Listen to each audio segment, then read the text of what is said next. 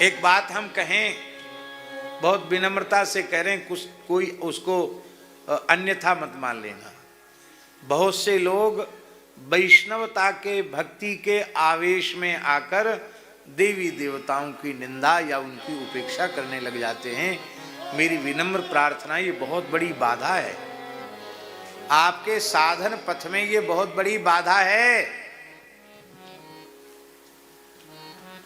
ये देवी देवता भगवान के बनाए हुए हैं, ये भगवान के ही अंगोपांग हैं। इनका तिरस्कार भगवान का तिरस्कार है, इनका आदर भगवान का आदर है। वैष्णव तो चींची का भी तिरस्कार नहीं करता, भला वैष्णव होकर देवी देवता का अपमान करेगा। कात्यायनी व्रत के प्रभाव से ब्रज कुमारिकाओं को रास बिहारी कृष्ण की प्राप्ति हो रही है। वैदिक धर्म बहुत महत्वपूर्ण है, इसमें पर निंदा, पर चर्चा, उपेक्षा, इसका कोई स्थान नहीं है।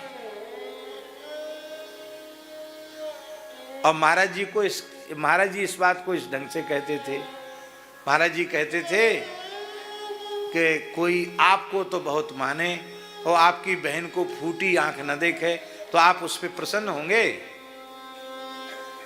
श्री कृष्ण को मानता है और श्री कृष्ण की सहोदरा है, सगी बहन है योग माया विंध्यवासिनी देवी, उनको कहे हम देवी देवी को नहीं मानते। अरे भैया, तो ठाकुर जी तुम माला घिस डालो, तुम्हें नाय मानेंगे। जब तुम उनकी बहनें नाय मान रहे तो तुमको कैसे मानेंगे। मेरे पूज्य गुरुदेव श्री भक्तमाली जी महाराज काशी में पढ़ते थे। सन 1943 में उन्होंने शास्त्री का अध्ययन पूर्ण कर लिया था, परीक्षा होने वाली थी, और उसी समय वैराग्य हुआ। महाराज जी छोड़कर अपना सारा सामान बांट करके पुस्तकें भी बांट दी और एक वस्त्र पहनकर महाराज जी वहां से विंध्याचल पैदल आए। विंध्याचल में 6-7 महीने रहे, कठोर उपासना की, और उस समय भगवती विंध्यवासिनी ने उन्हें अपनी मंगलमयी अनुभूति कराई और उन्होंने कहा कि ब्रह्मचारी तुम ब्रज में चले जाओ, वहीं तुम्हें सदगुरु की प्राप्ति होगी। और कह करके कि यहां से चित्रकूट जाओ और चित्रकूट होते हुए तुम ब्रज में चले जाओ, तुम्हें ब्रज में ही निवास करना है। महाराज जी बहुत संगोपनशील थे, पर कभी गदगद होकर कहते थे कात्यायनी भगवती ने गोपियों को प्राप्ति कराई, हमें विंध्यवासिनी ने ब्रज की प्राप्ति कराई। इसलिए वे कभी हमको टोकते नहीं थे कि तुम अष्टमी को दुर्गा पाठ क्यों कर रहे हो, अमुक दिन अमुक क्या कर रहे हो। प्रोत्साहन देते थे, बहुत अच्छा है, बस करो, ये सब करना चाहिए। ऐसा उनका जीवन था। भगवती के अष्टोत्तर शतपीठ भी हैं, 160 पीठ भी हैं और 51 पीठ तो प्रसिद्ध हैं। पर विंध्याचल न 51 पीठ है न अष्टोत्तर शतपीठ है, क्योंकि विंध्याचल में कोई अंग उपांग नहीं गिरा है। विंध्याचल में तो साक्षात भगवती विराजमान है। इसलिए इस भूमंडल का विंध्याचल सर्वोपरि भगवती का तीर्थ है।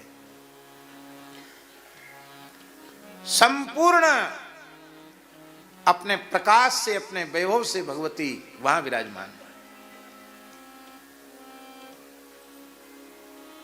आज भी ऐसी स्थिति है वहां, लेकिन लोग जाते हैं, भीड़ भाड़ जाती है, साधन के भाव से वहां कोई जाके तो देखे। पूरी की पूरी भूमि जागृत है। अभी भी असंख्यों सिद्धों का निवास वहां की भूमि में है, आज भी।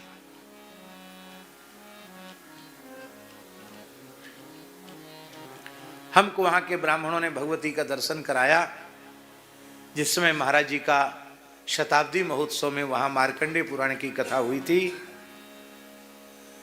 तो योग माया भगवती का वहां दर्शन करने गए।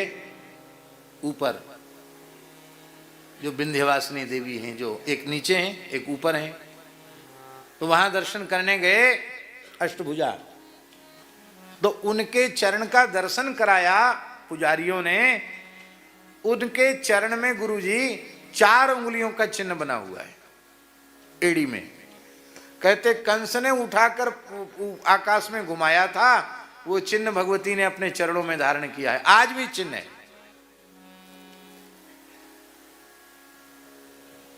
तो योग माया का भी, भगवती शक्ति का भी विरोध नहीं करना चाहिए। न गणपति की निंदा, न शिव की निंदा, न शक्ति की निंदा, न सूर्य की निंदा। ये पंचदेवोपासना वैदिक सनातन धर्म का मूल रूप है।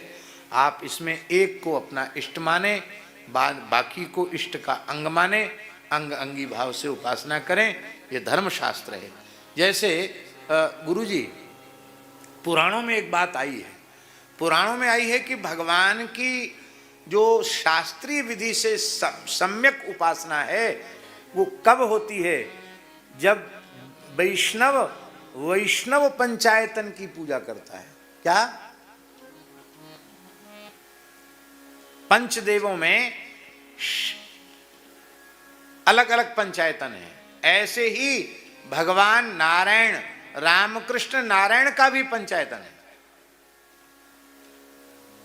हमारे अपने मन से गढ़ा हुआ श्लोक नहीं है। यदा मध्ये तु गोविंदा, यदि गोविंद की आप मध्य में पूजा करते हैं तो आग्नेयाम गणपम यजेत, अग्निकोण में गणेश जी की पूजा करनी पड़ेगी। नैऋत्ये तु यजेत सूर्यम, नैऋत्य कोण में भगवान सूर्य की पूजा। वायव्ये दुर्गाम यजेत, वायव्य कोण में दुर्गा जी की पूजा करनी पड़ेगी। और शिव जी की पूजा ईशान कोण में करनी पड़ेगी। ये हुआ विष्णु पंचायतन। जब ब्रह्मांड पुराण, ब्रह्मवैवर्त आदि पुराणों में जब हमने ये सब पढ़ा, उसके बाद हमने अपनी निजी सेवा में एक पंचायतन भी पधराया है। उसी दिशा के क्रम से, उसी कोण से मध्य में शालिग्राम जी हैं और चारों ओर और अन्य स्वरूप भगवान के। कहां विरोध है भगवान की उपासना से? बिल्कुल भी विरोध नहीं।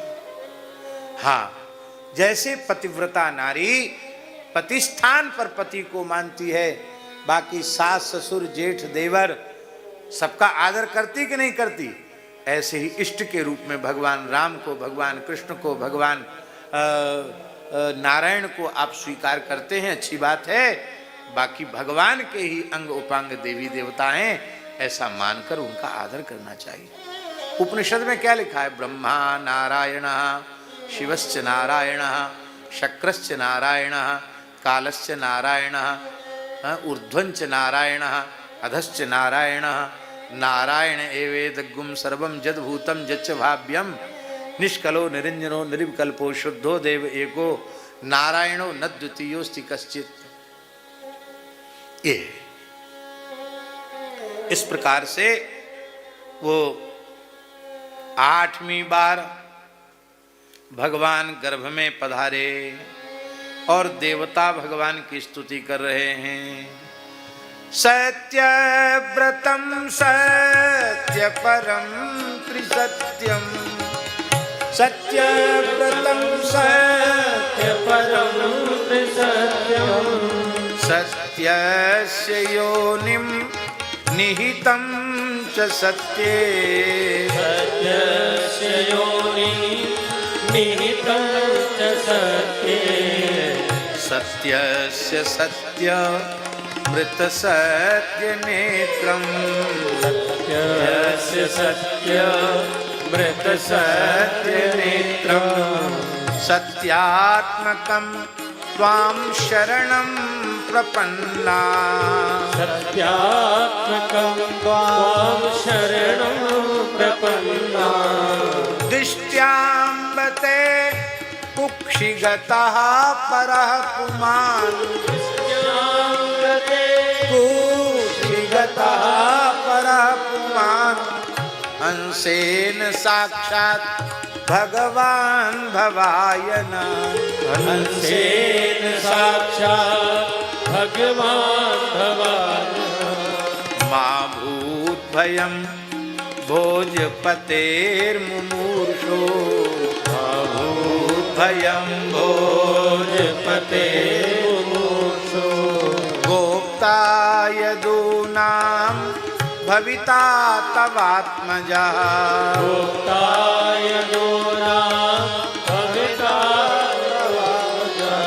गोप्ता यदूनां भविता तवात्मजा। गोप्ता यदूनां भविता तवात्मजा। भादों का महीना है, कृष्ण पक्ष है, अष्टमी तिथि है, बुधवार दिन है, रोहिणी नक्षत्र है। और ऐसी पवित्र वेला में अर्धरात्रि को जैसे ही आकाश में चंद्रमा का उदय हुआ, ठीक उसी समय देवक्याम देवरूपिण्याम विष्णु सर्वगुहाशया